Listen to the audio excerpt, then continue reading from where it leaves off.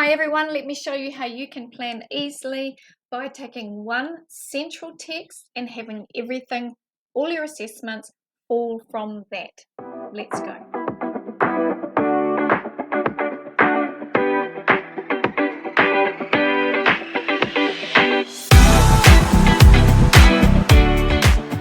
Okay, so this is from my Year 11 Program Navigation booklet. You could use this for any year level, this strategy. So it's all about beginning from a central text and having everything fall from there. So it doesn't matter what your assessments are, you start with that central text. So, for example, I would start with my central text, have two or three subtexts that work well with that. So just little short ones like a short story, a poem, a podcast, a short film, something like that. And then again from there, so that just gives students an extra understanding. But from that central text come your assessments, all your assessments. It doesn't matter what the assessment. So as I say, you can do this for any year level. This is not a new strategy.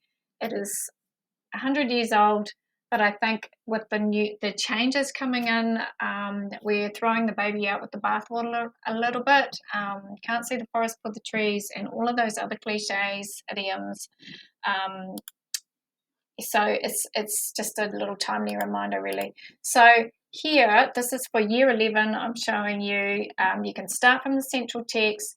There's your subtext there, and then you have 1.1 and 1.2. You can, for 1.1, context shapes language, focus on your context related to your long text.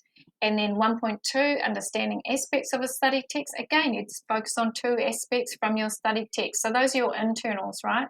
Your externals, you'll be practicing for with activities that fall from that central text. So 1.3, writing. You can practice for this external assessment by giving students opportunities to write in different text types, so different purposes as well, about things related to their overall theme.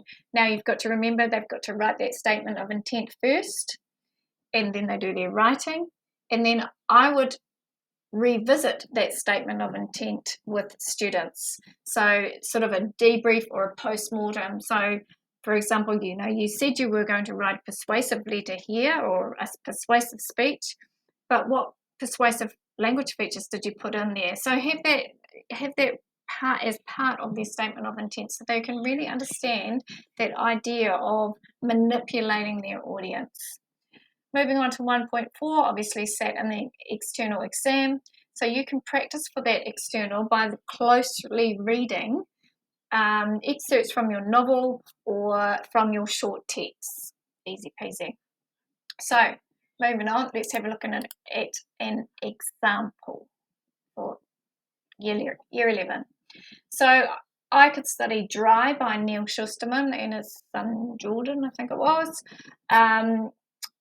And that is about climate change. All right, so here are my key ideas, so my foundation text, my central text, whatever you want to call it. And I've also thought about how mātauranga Māori, so that Māori understanding of things, can weave into my study.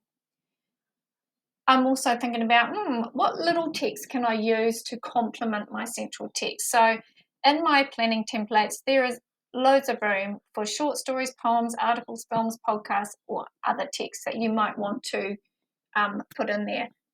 I've got lots of examples here. You would never do that many. It's just an example thing. So obviously a short story, the default, right? Seahorse in the Reef. But there are a couple of poems there, article on what is climate change, there's a couple of films there, podcasts, and so on. So now let's have a look at the assessments. So 1.1, context shapes language. So I could get students to, and this might be just brainstorming at this stage, study the context of speeches on climate change. So persuasive speeches, right? And students could choose their own text or use David Attenborough's speech to COP26. How am I going to get students to present that? I'm going to use my templated report. So I like templates because I can scaffold students through to excellence. You aim for excellence, worst case scenario, they get achieved. And I've got another idea here, study the context of documentaries on climate change. So that's sort of in the back of my mind as well.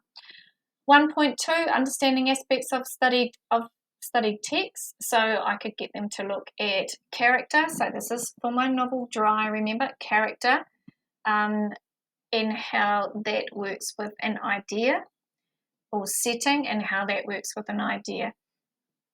Students could present their understanding in the form of an essay or a template. I'm going to give my students the choice.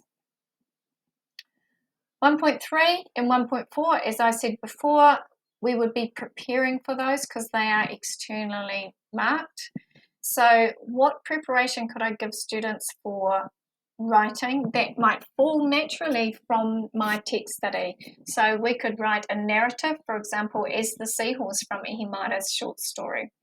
They could write a formal letter about Greta's speech to somebody, haven't thought of that yet. Speech, opinion piece, poem, essay, personal responses. So I'm trying to get that breadth of text type. And unfamiliar text preparation. I'm thinking, okay, what parts would be really good to focus on for close reading activities? And then I would definitely plan for those, for the study of those excerpts. So I'll link my Literacy Lifesaver in the description below, so that can help you plan specifically to close read. And just going from there, really, that's the key resources I'm going to need. So HODs might like something like that. And then I think, so I've got my plan.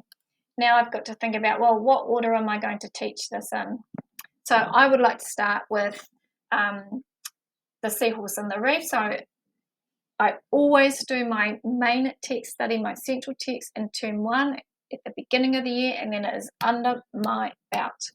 So, but I can lead into that with a little short text, so to get the juices flowing. So seahorse and the reef, for example, and then the students might write a narrative, and then what's climate change, and so on and so on and so on, carrying on, and then my study of dry. And then we move into that 1.2. But over on this side, I'm just keeping a check on, okay, what is this activity doing to either prepare, well, mostly to prepare to begin with, or to set them up as for an assessment in one of those 1.1s or 1.2s. So you can see here, we look at seahorse and the reef, that we're going to do a bit of a preparation activity for 1.2 for that, and we're also going to look at it as an unfamiliar text or parts of it. Obviously, it's not going to be unfamiliar to them per se because we're reading the short story, but to do some close reading on parts of it is what I'm talking about. Okay, so I keep track of that here, and see, as you can see, this is highlighted. Okay, we're actually doing 1.2 here. We did 4 lots of prep, and that could be little tiny activities, okay, that I build into my program, and then I do the assessment. All right, so I carry on down, you can see down the column there, and that's my year plan. All right, in a nutshell. Okay, so I hope that will help to prevent a lot of the overwhelm that many are feeling about planning at the moment. Remember, you've been doing this for years. Don't throw the baby out with the bathwater. You know how to plan a program. Nothing has changed. Start from a central text and let everything fall from there. It doesn't matter what the assessments are, everything can fall from there. Enjoy your planning.